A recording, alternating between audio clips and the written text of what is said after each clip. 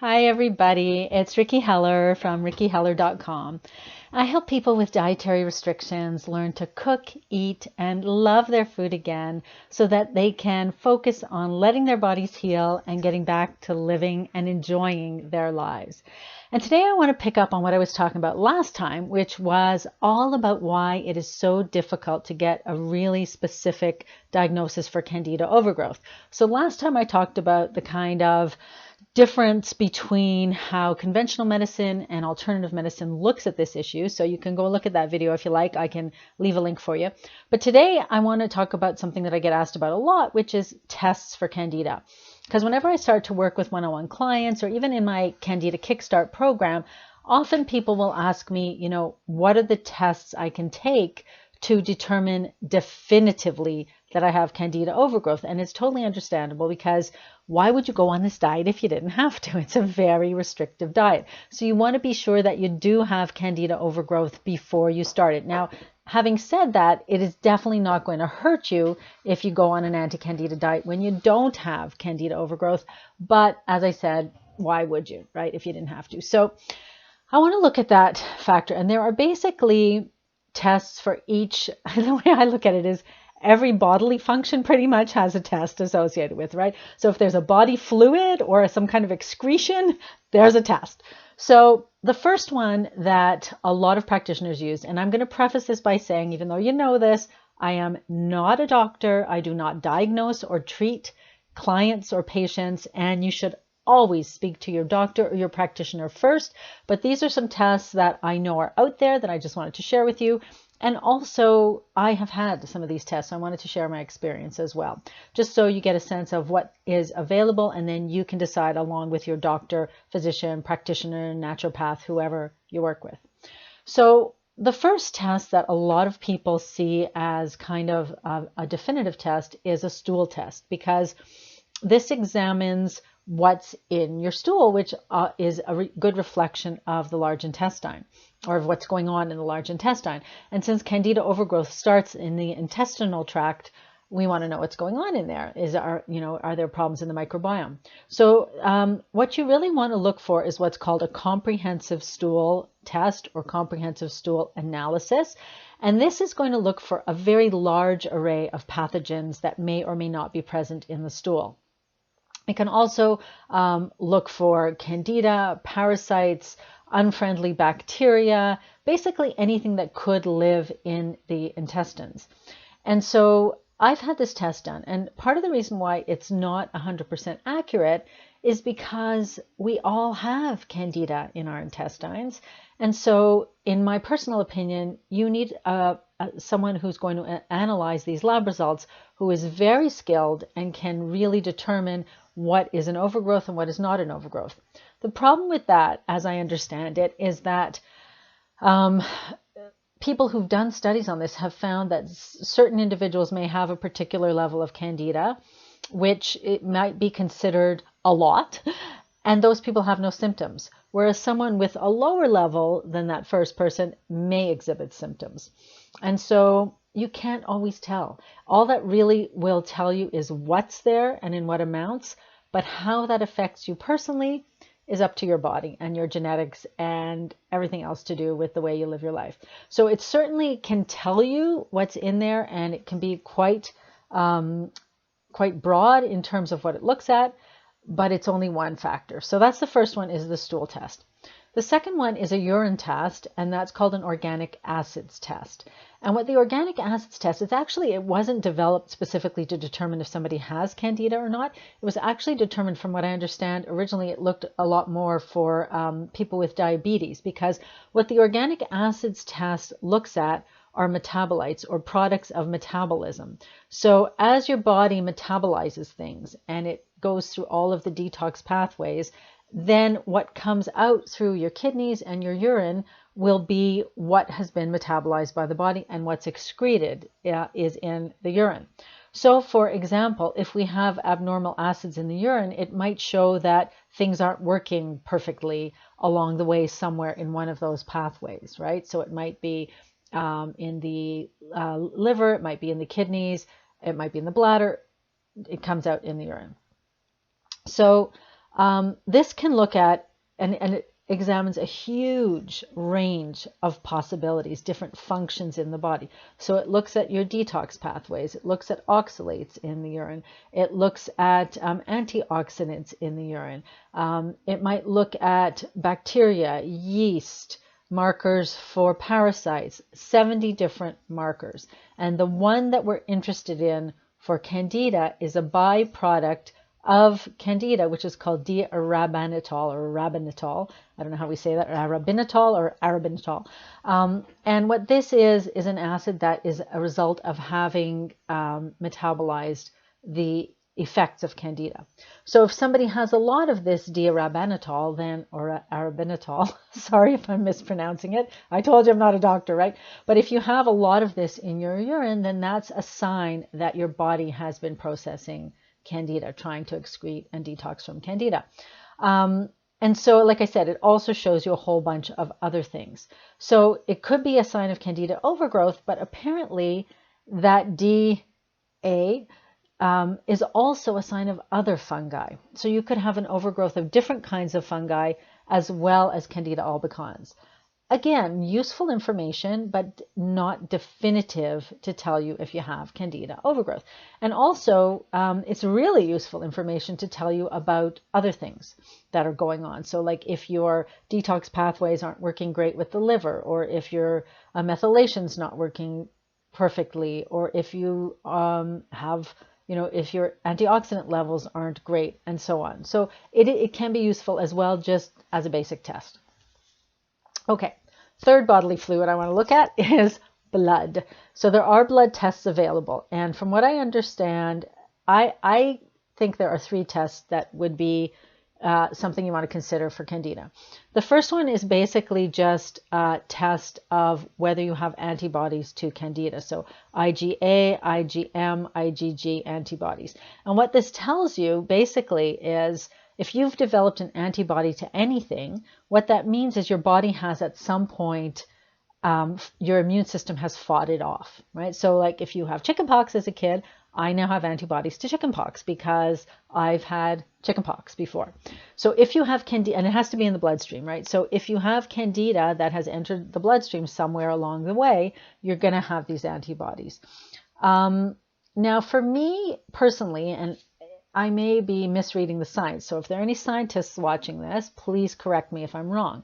But the idea here is that most immune systems that are functioning well are, of course, going to wipe out any candida that gets into your bloodstream because it's not supposed to be there. It's an invader. It's an antigen that your body's going to recognize and attack and clear if you have a functioning immune system.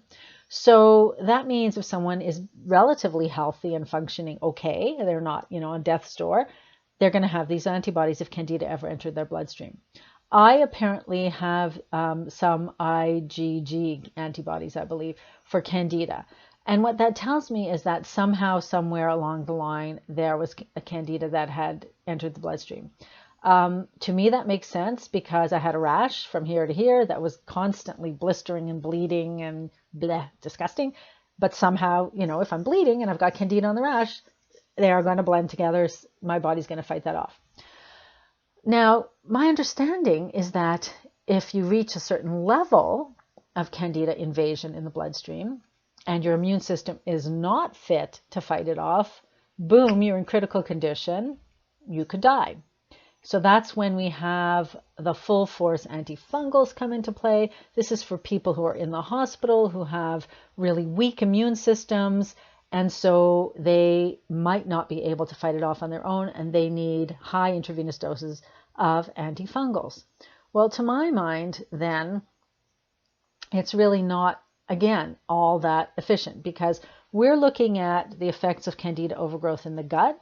If somehow it does leach into the bloodstream, your immune system is going to be good enough to counteract that unless you're incredibly ill already. So if you're someone like me who was basically walking around and maybe feeling like crap, but not completely bedridden and almost in a coma, if you're still functioning, if you're still thinking, if you're still able to go to the doctor, that means your immune system is likely fighting off that candida. You're not in the position of having candidemia where you're about to die. So is that a useful test, since most of us will either have had it and fought it off or be so sick that we're about to die?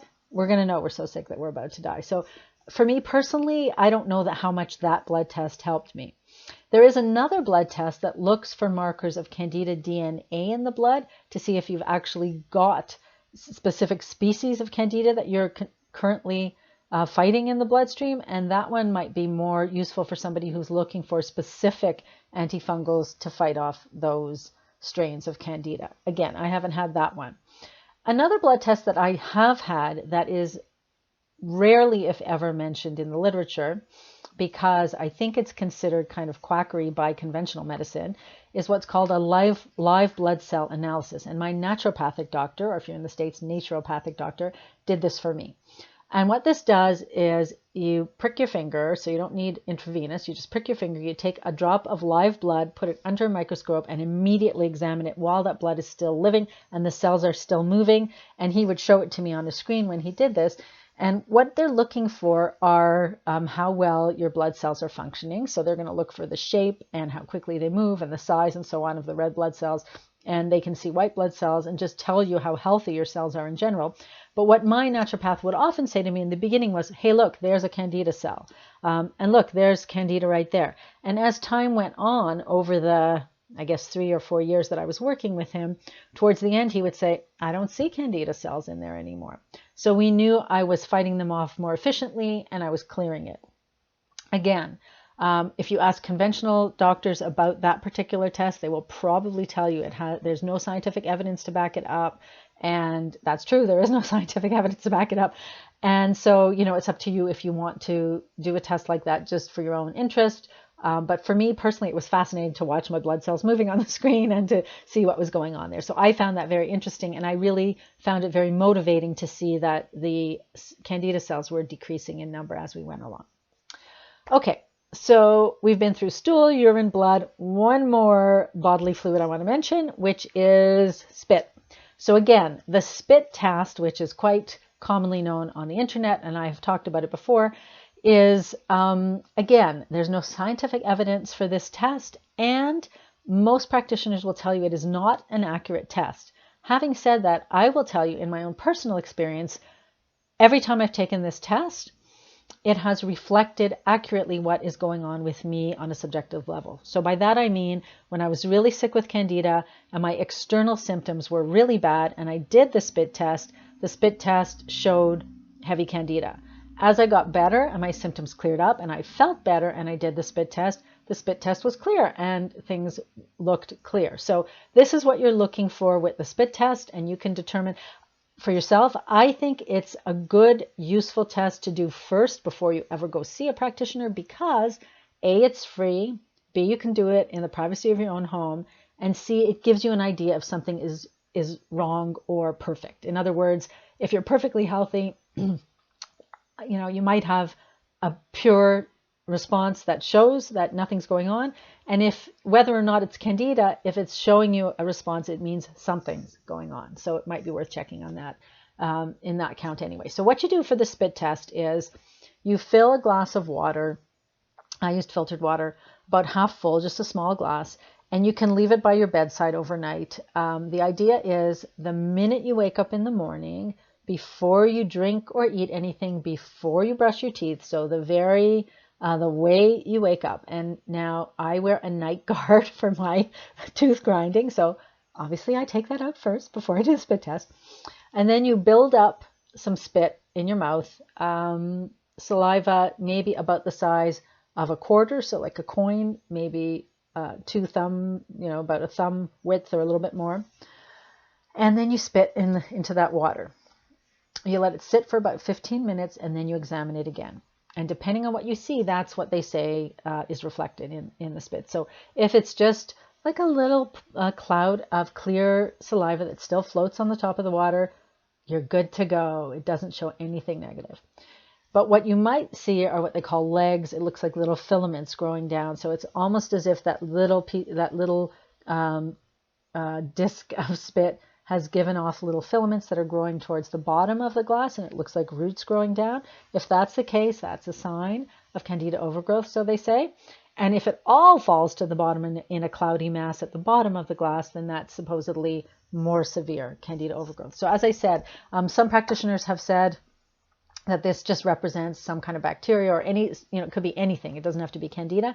But again, in my personal experience, I always found there was a pretty good correlation between what was going on in my body and what was going on in the glass. And so if I had done that first and had a negative result, I would have immediately gone to my practitioner and said, okay, let's look more deeply into this before you go start spending money on all those other tests, because they are not inexpensive. So, okay, I want to just quickly give you some of the results of my test. So I've had the stool test, I've had the urine organic acids test, and as I said, I've had the live blood cell, and I've had the blood test to look for immune markers. So we did find one immune marker in my blood test. However, the stool test, which many people rely on, I'm just going to check here to make sure I get this right. So in the stool test, I found out I had markers for candida in my urine. Wow, big surprise. I knew I had candida. And just a couple of interesting findings in my stool. So I had a low secretory IgA, which is the marker for immune activity in the digestive tract and mucous membranes. So that is often the case with people who have leaky gut, SIBO, candida, any kind of imbalance in the digestive tract. Your immunity that begins in the digestive tract is lowered. And so that can leave you more prone to different illnesses and diseases. I'm going to knock wood. In my case, I haven't seen that happen a lot, but again, I am vigilant about following my anti-candida protocol. So I haven't seen any more or less colds or flus or anything like that, but I do know I have that low marker, and presumably as you clear up leaky gut, as things get better, so this was about 2 years ago I had the stool test, as you clear things up, that can improve. I also, my stool test showed no negative bacteria or pathogenic parasites.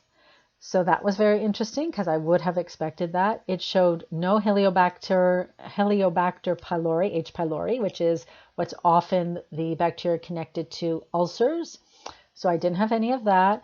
I didn't have any markers for yeast or fungi in my stool, and no cytomegalovirus or Epstein-Barr virus. So that was pretty good. And also no parasites or worms detected in my stool. Now here's what's interesting. When I had that test, I still had, intermittent candida symptoms. I felt like I was still dealing with candida overgrowth, and so did my most recent practitioner. I recently started seeing someone else. So I'm going to share this whole new protocol. So even based on that test, we had 1 out of, I think, 10 or 15 parasites that they look for was a slightly elevated level, which even my naturopathic doctor thought wasn't worth worrying about at all. However, this new practitioner felt that it might be hiding something else going on. And so I've been following and taking notes since I started this protocol back in December, which I can't wait to share with all of you, but I want to wait until I'm done and I know exactly what's happened. But all I can tell you is, even though there were no markers for any of this in the stool, he still went ahead and began to treat me more aggressively in a natural way for candida, and so far we've had astonishing results. So that's just to say that in my personal case, the stool test came back mostly negative, and yet there was still something going on. So what that tells me is, to me, the bottom line is it's really more what's happening in your body.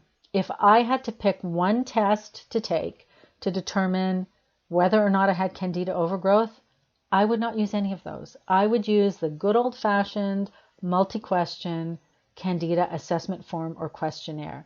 If you have 100 questions that are asking you about your history with drugs, your history with childhood diseases, your history with pollution, your history with chemicals, your history with antibiotics, your history with over-the-counter drugs, your history with recreational drugs, your history with stress, your history with everything, other diseases, and then you take everything that's happened to you so far in your life into account, and then if you have a score that suggests you do have candida overgrowth, now this is just me personally, but I would rather go with that than say a stool test, a blood test, or anything like that. Now, I know that those can be very specific once you've decided that you're dealing with candida overgrowth. You might be looking for something specific, but if I wanted to just assess whether I needed to begin working on candida, that's how I personally would do it. And I'm not recommending this to anybody else. You might be working with a practitioner who focuses only on blood tests or only on urine tests or only on stool tests and is totally happy with that.